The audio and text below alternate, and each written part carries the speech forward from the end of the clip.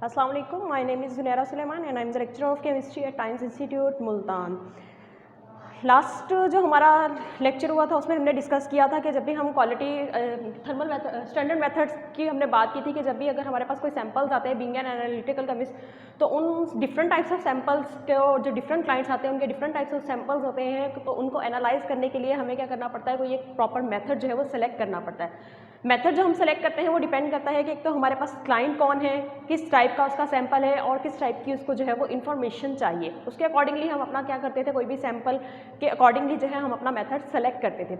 Method को select करने के बाद हमारे पास हमने कुछ उसके फैक्टर्स देखे थे कि किन किन फैक्टर्स को हमें जो है वो कंसीडर करना चाहिए जब हम एक मेथड जो है वो सेलेक्ट कर रहे हैं, ताकि एट द एंड जो हम उससे इन्फॉर्मेशन लेना चाह रहे हैं या जितनी एक्यूरेसी की और जितनी प्रिसाइज इन्फॉर्मेशन हम लेना चाह रहे हैं, क्या वो मेथड हमें वो सारी इन्फॉर्मेशन दे सकता है या नहीं दे सकता, या वो जो मेथड हम अप्लाई कर रहे हैं उस सैंपल के लिए वो सूटेबल है या नहीं, या जो हमारा क्लाइंट है जो हमसे हमारे पास प्रॉब्लम लेके आया है, अपना कोई सैंपल लेके आया है जिसका वो सोल्यूशन लेना चाह रहा है, तो क्या हमारा वो मेथड जो है वो उसके उस सैंपल के ऊपर वैलिड होता है या नहीं, और उससे वो जो रिक्वायर्ड इन्फॉर्मेशन हम लेना चाह रहे हैं वो हमें मिलती है या नहीं।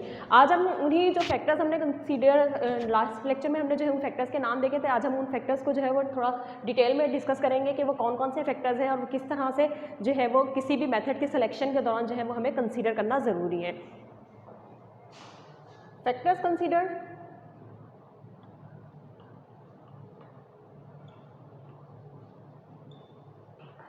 during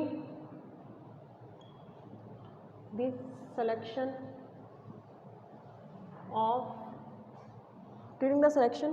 of a method, जिसमें हमने लास्ट टाइम जो देखा था कि फर्स्ट जो था वो एक्यूरेसी था। अब आज हम देखेंगे कि एक्यूरेसी बेसिकली होती क्या है, हमें किसी भी मेथड का कैसे पता चलेगा कि वो कितना एक्यूरेट है। एक्यूरेसी मींस क्या है, जैसे कि सिंपलेस्ट वर्ड में अगर मैं बताऊं कि एक्यूरेसी मींस कि जो आपकी एक्सपेक्टेड वैल्यू है और जो आपकी ऑब्टेन वैल्यू है उन दोनों के दरमियान कितना क्लोज एग्रीमेंट है। ऑब्टेन वैल्यू मींस जो आपने प्रैक्टिकली ऑब्टेन की है, एक्सपेक्टेड वैल्यू जो आप एक्सपेक्ट कर रहे थे कि जो आप एनालिसिस कर रहे हैं उसकी एक्सपेक्टेड वैल्यू जो है वो इतनी आनी चाहिए। लाइक अगर आप कोई टाइट्रेशंस करते हैं और आपके पास आ रहे हैं कि आपके पास जो वॉल्यूम यूज आया है वो 15 ml आना चाहिए, तो ये आपकी एक एक्सपेक्टेड वैल्यू है। और जो आपने एक्सपेरिमेंटली परफॉर्म करने के बाद जो आपके पास वैल्यूज़ आती है, तो वो जो ऑब्टेन वैल्यू है और जो एक्सपेक्टेड वैल्यू है वो दोनों एक दूसरे से कितना क्लोजली रिलेटेड है, वो हमें क्या बताएगी, जो हमने मेथड सेलेक्ट किया है उसकी एक्यूरेसी के बारे में बताएगी। तो हम कह सकते हैं कि एक्यूरेसी बेसिकली क्या है, is the measure of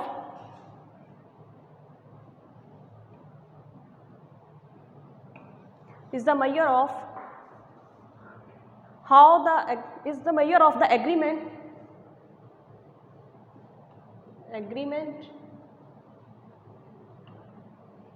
between the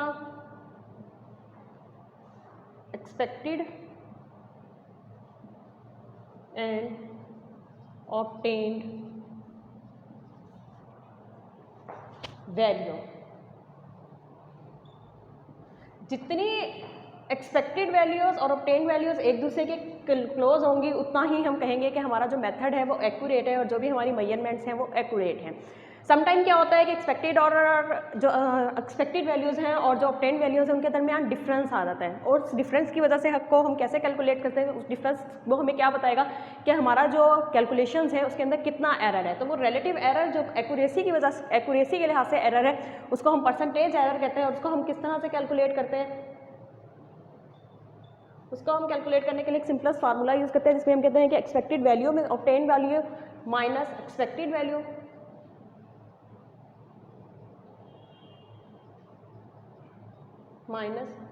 expected value divided by expected value and multiply by 100। और ये जो आपके पास आता है ये आपका परसेंटेज एरर या फिर हम इसको रिलेटिव एरर भी कहते हैं। ठीक है, अब ये एरर जितना होगा, अब ये एरर जो है वो डिफरेंट आ सकता है, डिपेंड करता है कि ऑब्टेन्ड और एक्सपेक्टेड वैल्यूज़ के दरमियान कितना है। परसेंटेज एरर या रिलेटिव एरर की बेसिस पे हम बता सकते हैं कि हमारा जो है वो जो हमने मेथड सेलेक्ट किया है उसकी वो एक्यूरेसी जो है वो कितनी है। बेसिकली हम जो अपने एनालिटिकल मेथड की एक्यूरेसी है उसको जो है वो थ्री उसमें पार्ट्स में डिवाइड करते हैं।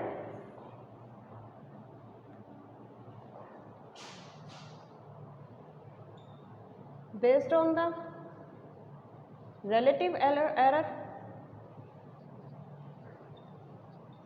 Analytical methods are divided into 3 groups.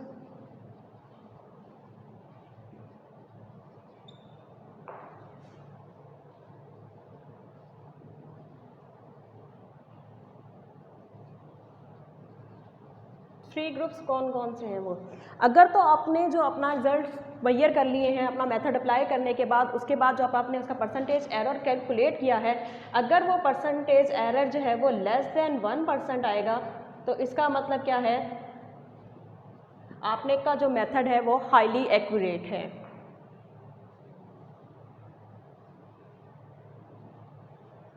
Method is highly accurate.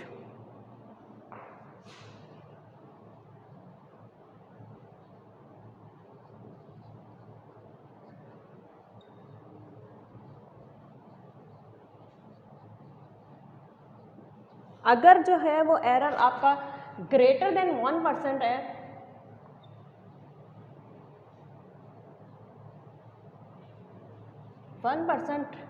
Error, तो इसका मतलब क्या कि जो आपका मेथड है वो मॉडरेटली एक्यूरेट है। और अगर जो आपका रिलेटिव परसेंटेज एरर आया है वो 1 से 5 के दरमियान आता है, बिटवीन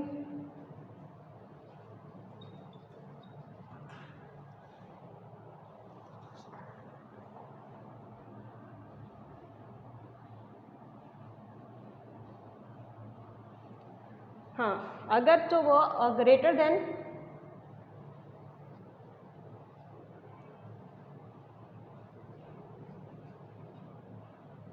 5% आता है तो वो आपका जो भी मेथड एनालिटिकल मेथड है वो आपका लो एक्यूरेट है। तो बेसिकली रिलेटिव एरर कैलकुलेट करने का मकसद ये होता है ताकि हमें पता चल सके कि जो हमने मेथड अडॉप्ट किया है अपने सैंपल के एनालिसिस के लिए वो मेथड हमारा हाईली एक्यूरेट है, मॉडरेटली एक्यूरेट है या फिर लो एक्यूरेट है।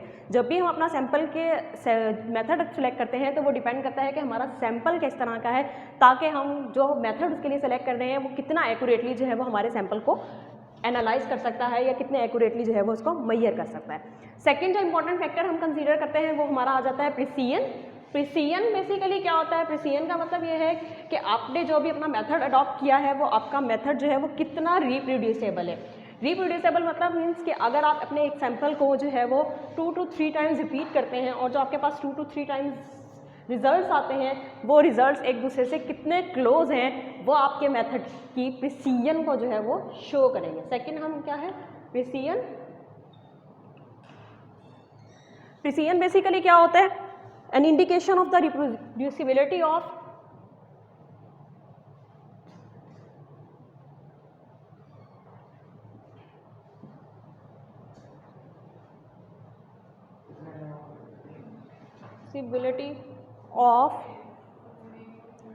a measurement or result of a measurement or result। Like हम सिंपल टाइट्रेशंस करते हैं। टाइट्रेशंस में क्या होता है कि समटाइम हम 3 टाइम्स जो है वो अपनी टाइट्रेशंस जो है वो रिपीट करते हैं और हमारे पास 3 टाइप जो है वो वॉल्यूम्स आ जाते हैं। उसके बाद हम इन तीनों वॉल्यूम्स को कंपेयर करते हैं। अगर तो हमारे जो 3 वॉल्यूम्स आए हैं, जो वॉल्यूम यूज हुए टाइट्रेशन के दौरान, अगर तो वो हमारे पास ये है कि 10.1 है, सेकेंड वैल्यू हमारे पास 10.2 है और थर्ड वैल्यू हमारे पास 10.3 है, तो इट्स मीन हम कह सकते हैं कि जो हमारे पास रिजल्ट आएंगे प्रिसाइज रिजल्ट हैं, क्योंकि इनके दरमियान अगर हम डिफरेंस देखें तो ये बहुत कम डिफरेंस है और तीनों की तीनों वैल्यूज जो है वो क्लोजली रिलेटेड है। तो इट्स मीन हम कह सकते हैं कि जो मेथड हमने अडॉप्ट किया है वो मेथड हमारा प्रीसाइज है। जब हमने उसको 2 टाइम 3 टाइम रिपीट किया और जब हमारे पास 2 रिजल्ट्स या 3 रिजल्ट्स हमारे पास आए तो वो दोनों या तीनों रिजल्ट्स जो थे वो एक दूसरे के से क्लोजली रिलेटेड थे। अगर हमारा रिजल्ट 2 टर्म्स हैं, एक्यूरेसी और प्रिसीजन, अगर लाजमी नहीं है कि अगर हमारे रिजल्ट जो है वो एक्यूरेट हो तो वो रिजल्ट प्रिसाइज भी हैं, और ये भी लाजमी नहीं है कि अगर हमारे रिजल्ट जो है वो प्रिसाइज हों तो वो एक्यूरेट भी हों। एक्यूरेसी जो है वो एक डिफरेंट टर्म है और प्रिसीजन जो है वो डिफरेंट टर्म्स है। एक्यूरेसी का मतलब हमने क्या देखा कि एक्सपेक्टेड वैल्यू और ऑब्टेन वैल्यूज जो है वो एक दूसरे से कितना क्लोजली रिलेटेड है, और प्रिसीजन में हमने क्या देखा कि अगर हम एक ही सैंपल को जो है वो 2 to 3 टाइम्स रिपीट करते हैं तो हमारे पास जो वैल्यूज़ आती हैं वो वैल्यूज़ एक दूसरे से कितना क्लोजली रिलेटेड है। और इससे हम ये भी कह सकते हैं कि हमारे रिजल्ट जो है वो कितने रिप्रोड्यूसेबल है। जितना हमारा रिजल्ट रिप्रोड्यूसेबल होगा उतना ही हमारा मेथड जो है वो क्या होगा, प्रिसाइज होगा। नेक्स्ट जो फैक्टर है वो है सेंसिटिविटी।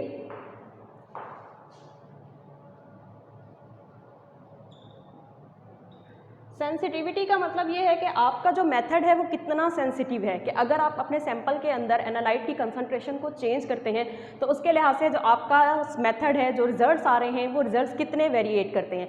अगर हम कहते हैं कि हमारे फर्स्ट सैंपल के अंदर जो थी वो कंसंट्रेशन 0.1 मिलीग्राम थी तो उसका सिग्नल हमारे पास कुछ और आएगा। अगर हम कंसंट्रेशन इंक्रीज करते हैं और आपका मेथड जो है वो उस चेंज इन सैंपल की चेंज इन कंसंट्रेशन को डिटेक्ट कर पाता है तो इट्स मीन आपका जो मेथड जो आपने अडॉप्ट किया है वो सेंसिटिव है, कि अगर हम स्मॉल वेरिएशन भी करते हैं अपने एनालाइट की सैंपल के अंदर तो हमारा मेथड जो है वो उस वेरिएशन को जो है वो डिटेक्ट कर लेता है। इसीलिए हम कह सकते हैं कि sensitivity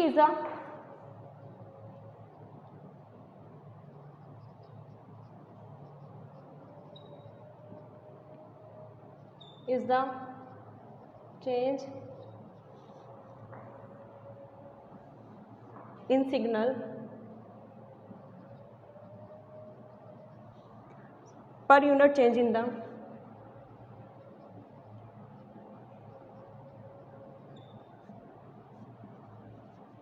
amount of analyte।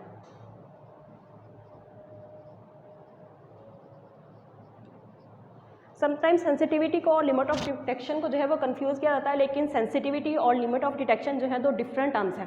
Sensitivity का मतलब ये है कि हमारा मेथड जो है, हमारा जो अभी हमने मेथड अडॉप्ट किया हुआ है वो अगर एनालाइट की कंसंट्रेशन चेंज हो रही है तो वो उसको किस हद तक जो है वो डिटेक्ट कर पाता है। लिमिट ऑफ डिटेक्शन का मतलब ये है कि हमारा जो मेथड हमने अप्लाई किया हुआ है वो कितनी मिनिमम कंसंट्रेशन को जो है वो डिटेक्ट कर सकता है। मतलब हमारे अगर हम एक सैंपल है जिसके अंदर 1 मिलीग्राम है वो उसको डिटेक्ट कर रहा है, लेकिन अगर दूसरा सैंपल है जिसके अंदर 0.1 मिलीग्राम है क्या वो उसको भी डिटेक्ट कर पाता है या नहीं कर पाता, तो वो उसकी लिमिट ऑफ डिटेक्शन कहलाता है। लिमिट ऑफ डिटेक्शन मीन्स कि minimum amount of the sample that is detected by some method that you are adopting. उसके बाद जो नेक्स्ट हमारे पास आती है प्रॉपर्टी या जो फैक्टर हमने कंसीडर करना चाहिए वो है सेलेक्टिविटी। सेलेक्टिविटी का मतलब क्या, क्योंकि जब हम अपना सैंपल एनालाइज करते हैं तो हमारे सैंपल के अंदर क्या होता है कि डिफरेंट टाइप्स के मैट्रिक्स मौजूद होते हैं। मैट्रिक्स क्या होता है कि हमारे सैंपल के अंदर हमारे एनालाइट के अलावा जितनी भी जो चीज़ें मौजूद होती हैं वो सारी की सारी मैट्रिक्स कहलाती हैं। अब मैट्रिक्स मौजूद है तो ऑब्वियसली हम कहते हैं कि जब भी हम किसी कोई मेथड को यूज़ करते हैं उनको एनालाइज करेंगे तो मैट्रिक्स से जो है वो इंटरफेरेंसेस के चांसेस बहुत ज़्यादा होते हैं। हमारा एक मेथड सेलेक्टिविटी या हमारा एक मेथड सेलेक्टिव सिर्फ उस वक्त होगा कि अगर कोई डिफरेंट टाइप्स के जो है मैट्रिक्स मौजूद हैं, लेकिन हमारा जो मेथड है वो सिलेक्टिवली सिर्फ हमारे उस सैंपल को या उस एनालाइट को एनालाइज कर रहा है जिसको हम एनालाइज करवाना चाह रहे हैं। तो हम कहेंगे कि जो हमने मेथड अडॉप्ट किया है वो मेथड जो है वो हाई सिलेक्टिविटी का है, कि सिर्फ वो उन्हीं सैंपल के अंदर मौजूद सिर्फ उन एनालाइट्स को जो है वो डिटेक्ट करता है या सिर्फ उन एनालाइट को एनालाइज करता है जिनकी डिटेक्शन हम करना चाह रहे हैं। तो हम कह सकते हैं refer to the extent to which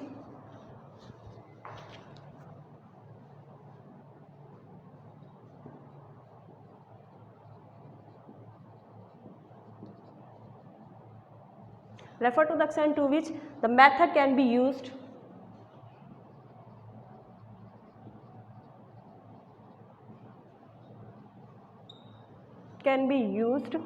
to determine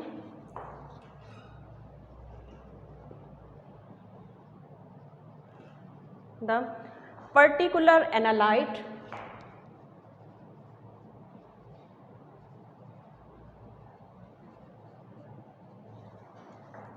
in a mixture or matrix।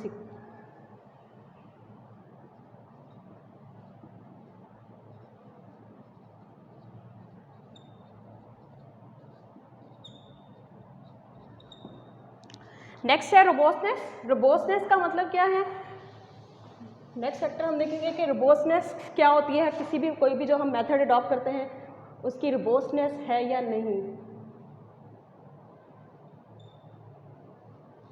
रोबोस्टनेस का मतलब यह है कि अगर हमारा जो सैंपल है उसके अंदर जो डिफरेंट मैट्रिक्स मौजूद हैं, अगर मैट्रिक्स चेंज होते हैं तो क्या हमारा जो मेथड हमने एक स्पेसिफिक एनालाइट के लिए डेवलप किया है तो मैट्रिक्स के चेंज होने की वजह से क्या हमारा वो मेथड उस एनालाइट के ऊपर उस वक्त भी एप्लीकेबल है या नहीं है।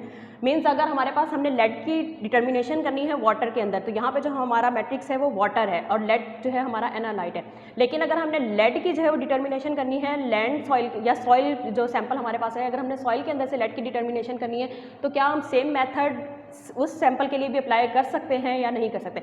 अगर हम अपना मेथड जो है लेड की डिटर्मिनेशन वाटर के अंदर करने के लिए इस्तेमाल कर रहे हैं और वही मेथड हम अपना लेड की डिटर्मिनेशन सॉइल के अंदर से करने के लिए कर रहे हैं, तो हम कह सकते हैं कि हमारा जो मेथड है वो रोबोस्ट भी है, कि अगर मैट्रिक्स चेंज होते हैं तो उसकी वजह से हमारे रिजल्ट्स के ऊपर कोई इफेक्ट नहीं आ सकता। तो रोबोस्टनेस क्या है? A method that can be applied to analyte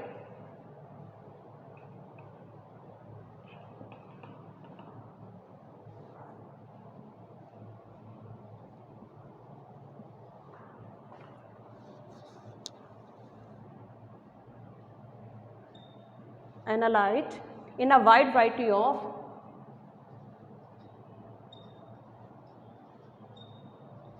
variety of matrices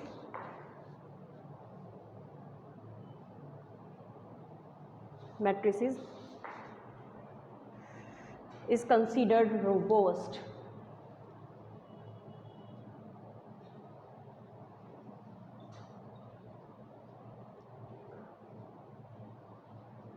next जो है वो रिजिडनेस का मतलब क्या है कि अगर जो भी हमारा मेथड है उसके लिए जो हमने एक्सपेरिमेंटल कंडीशंस सेट की हुई हैं, अगर वो एक्सपेरिमेंटल कंडीशंस चेंज होती हैं तो क्या वो हमारे उस मेथड को इफेक्ट करती हैं या नहीं करती, वो हमारे मेथड की क्या शो करता है? रिजिडनेस को शो करता है। अगर कोई ऐसा मेथड है कि अगर एक्सपेरिमेंटल कंडीशंस चेंज होती भी हैं लेकिन उस मेथड के ऊपर उसका कोई इफेक्ट नहीं होता, तो ऐसे मेथड को हम रिजिड मेथड कह सकते हैं।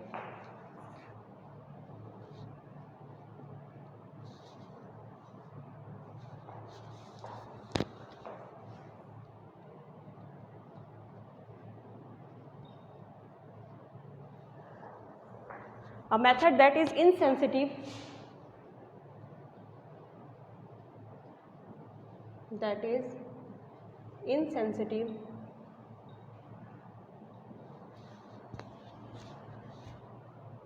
to changes in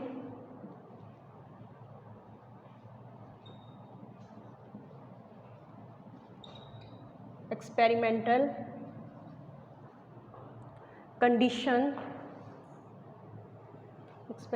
conditions is called rigid।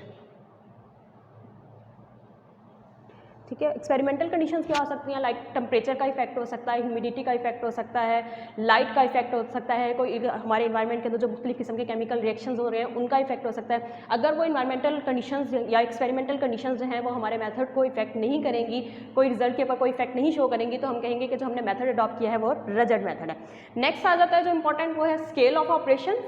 Scale of operation का मतलब ये कि आप जो मेथड अडॉप्ट कर रहे हैं वो किस रेंज तक के स्केल के ऊपर जो है वो एप्लीकेबल है।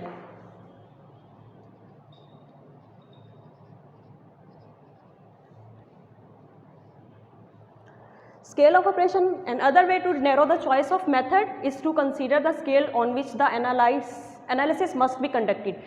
बेसिकली स्केल ऑफ ऑपरेशन की 3 लिमिटेशंस हैं जिसकी बेसिस पे जो है हम अपना सैंपल के लिए जो मेथड सेलेक्ट कर रहे हैं वो हम कर सकते हैं। फर्स्ट वन जो लिमिटेशन है, the amount of the sample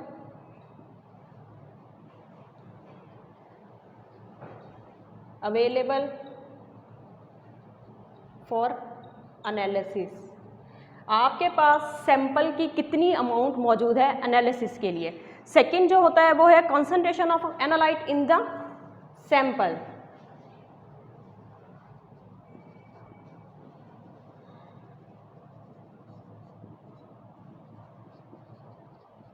sample के अंदर कितनी कंसंट्रेशन मौजूद है एनालाइट की। अगर तो हमारे पास एनालाइट की कंसंट्रेशन सैंपल के अंदर ज़्यादा अमाउंट में मौजूद है तो उसके लिए हम क्या करेंगे, जो अपना स्केल सेलेक्ट करेंगे वो डिफरेंट होगा। अगर जो है वो एनालाइट की कंसंट्रेशन सैंपल के अंदर कम है तो उसके लिए जो हम अपना स्केल सेलेक्ट करेंगे मेथड का वो डिफरेंट होगा। और थर्ड वन जो आती है वो है the absolute amount of analyte needed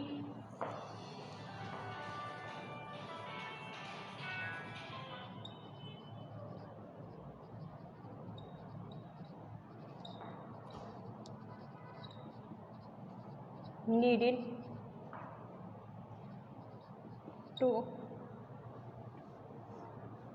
obtain a measurable signal।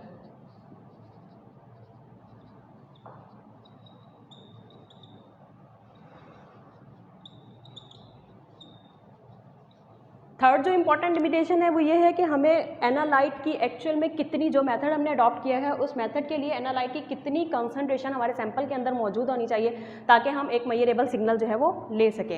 And last one is that equipment, time and cost. जो सबसे ज़्यादा इंपॉर्टेंट फैक्टर्स कंसीडर किया जाता है कि जो आप इक्विपमेंट यूज़ कर रहे हैं क्या वो इक्विपमेंट अवेलेबल है या नहीं, या जो आपने अपना सैंपल आपने सेलेक्ट किया हुआ है उसके ऊपर कॉस्ट कितनी आनी है। Cost and time most important है कि आपने जो अपने मेथड आपने सेलेक्ट किया है, फाइनल किया है, उस मेथड के लिए जो आपको इक्विपमेंट्स रिक्वायर्ड हैं वो इक्विपमेंट्स अवेलेबल हैं या नहीं, वो कॉस्टली कितना है। अगर तो हमारे आउट ऑफ बजट है तो ऑब्वियसली हम इस तरह का जो है वो एक्सपेरिमेंट के लिए इस तरह का मेथड हम सेलेक्ट नहीं करेंगे। थर्ड वन जो फैक्टर होता है वो टाइम, क्योंकि बहुत सारे सैंपल्स हमारे पास ऐसे होते हैं जो टाइम के साथ साथ जो है वो डिसइंटीग्रेट हो सकते हैं, डिग्रेड हो सकते हैं, किसी एक फॉर्म से दूसरे फॉर्म में कन्वर्ट हो सकते हैं। तो जो थर्ड इंपॉर्टेंट फैक्टर हमें कंसीडर करना है मेथड की सिलेक्शन के दौरान वो टाइम है कि जितनी जल्दी हमने, क्योंकि हम ट्राई ये होता है कि जितने जल्दी सैंपल कलेक्ट किया गया है उतना ही जल्दी जो है इसका एनालाइज कर सकें ताकि जो डिफरेंट एटमॉस्फेरिक फैक्टर्स मौजूद हैं वो हमारे सैंपल को इफेक्ट ना करें। Thank you.